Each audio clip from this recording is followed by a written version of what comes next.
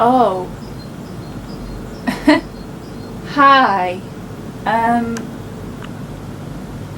Don't mind me, I was just preparing some nice smelly stuff for my room.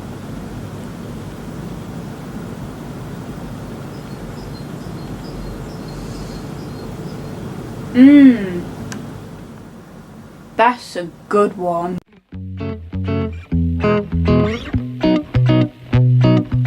Hi. And yes, I'm wearing different clothes. Hi guys, welcome back to another video, and I thought this week I've got to confess something. I'm not going to sugarcoat it, and I'm not going to pretend like, oh, this is what we did. I missed my lectures for these two speakers, for graphic design and animation. It's mandatory, so I thought instead, since I've missed them, I'm going to look into some graphic designer and animators. So let's get into it. I've chosen to look at a graphic designer who creates book covers, and his name is Peter Mendelssohn. One of his most popular ones, you might have heard of it. He did a cover for The Snowman by Joe Nesbo. And for animator, well, let's say more of animators, because a clip that I've chosen, it's one of my favourite scenes of all time from one of the Simpsons episodes, is steamed hams. However, this clip, it has different animators every 13 seconds. So we have a nice variety of animators here. So we can go through them. It's only like nearly 3 minutes long, so it's not that long at all. So we're going to look at the video and just go through, which animators I like. Oh, that's good. This video's got like a timestamp, so we'll definitely look into that. So yeah, let's first start off with graphic designer. So here we're on the website for Peter Mendelssohn. Tell Them of Battles, Kings and Elephants by Matthias Enard. And what we got here, we've got this nice portrait of this landscape. Looks like a city centre or something. And we're greeted with this smear. What maybe might be oil paint, or maybe different shades of acrylic, we don't know. So you may look at this and think, I don't get it, I'm not too sure what's going on with this. Maybe let me put some light on it. If you notice that with the titles, we've got Battles, Kings and Elephants. Battles, Kings and Elephants, how does this convey those three words? Well, battles, we have this smear stain. I probably shouldn't say smear. We have this sort of like acrylic or oil paint that's just been spread onto this beautiful painting. And if you notice, it looks like a hint of red, hint of black. And to me, that speaks battles, because it could represent maybe the blood of my enemies, or battle scars, or like really bad injuries, or like how much blood has been spilt in these battles, because of that hint red and just how simple the mark is. Kings, well, we have a little kingdom here, if you can see right here, and my theory is this could be the castle, and this could where the king be, so this could be a little kingdom. And elephants, I don't see no elephants. According to Wikipedia, elephants are regularly transported for circuses and as working animals, but are less regularly transported between zoos. Historically, war elephants were transported from their native countries to battlefields throughout the ancient world. In the 3rd century BCE, had ships custom built for this purpose. Elephants employed by circuses were historically transported in circus trains. Also, a documentary by the National Geographic called Flight of the Elephants documented the journey of 8 elephants being transported from Thailand to Australia by truck and plane. So we have a boat and a dock here, and there's a lot of people here. There's like quite of a crowd. So maybe there's a circus in town, maybe elephants have been transported from somewhere.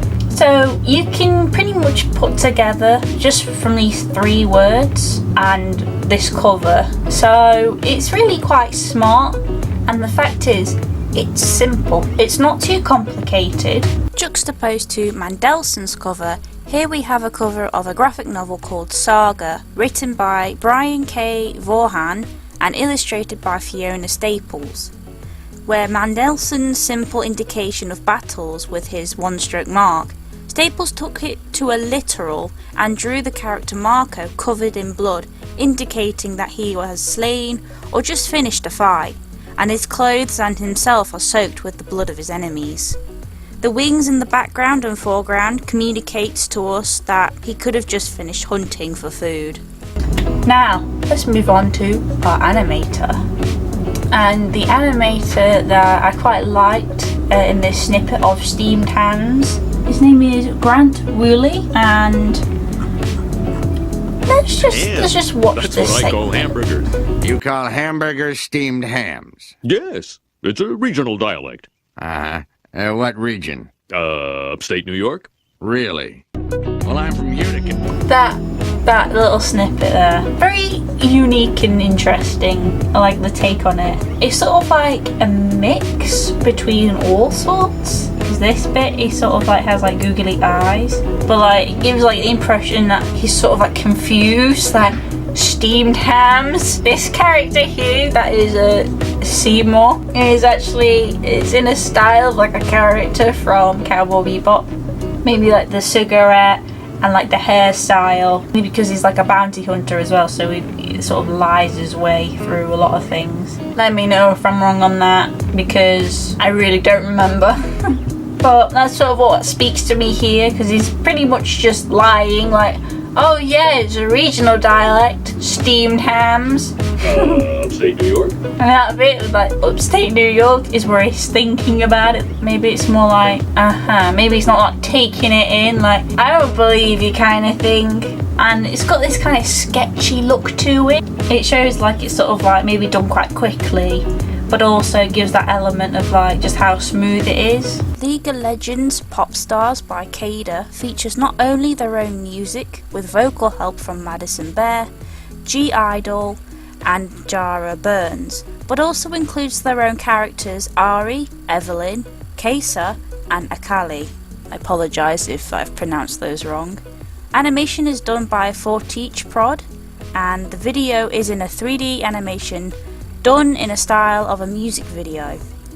With Wooley's segment in Steamed Hams, it showcased a variety of styles, whereas Prod uses smooth, colourful and stylised visuals that's quite unique to the League of Legends actual gameplay. So what can we learn from this? Exactly. Because we can't just really talk about them and then end it there. Let's see if we can put some of this into practice. So I'm gonna attempt to make a book cover for like a cover for my graphic novel that I'm working on, which you probably get to see it for the first time, and we can see if we can make a cheeky little animation as well. So let's give it a go.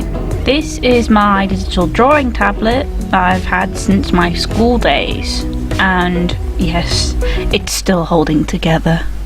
These are my drawing figures that I will be using as reference for my comic cover, and they are very flexible as you can pose them however you want. They also come with props and a variety of hands. As you can see, I am arranging the figurines into poses for my cover. Since I have an idea on what my cover would look like, I've taken separate photos of the figurines, but I've taken a fair few as I can choose which one I like the best. After putting my references onto Photoshop, I then started to work my magic. As you can see, I do struggle here and there as I don't really use Photoshop much, but in the end I managed to overcome the problems. I set myself a limited colour palette, as with Mendelssohn's covers I wanted mine to be simple and eye-catching. The colours that I chose, as you can see, was red, black, grey and white. I chose these colours because they worked really well together, especially with the high contrast of red and white as they stand out more. Moving on to my animation, I chose something a little more simple, like an eye closing and opening, because I'm not that very skilled at animation yet. At first I struggled with the frame by frame animation, as I remember doing something like this at college, so I'm a bit rusty. I knew there was no way I'd accomplish a crisp animation like Willy's work, as you would need time and practice, and I don't really have enough time at the moment. As you can see from the footage, I really couldn't remember how to work the frame by frame until I figured out that I needed to hide certain layers in order to make the animation. After that, my struggles were no more. It became easy, and at the same time it took so long. I think that's one thing we take for granted. If it took me about 2 to 3 hours making one eye open and close without colouring, shading, including audio or even backgrounds, animators must take at least a month to make one animation. It may seem easy, but when attempting it yourself, you can easily be proven wrong.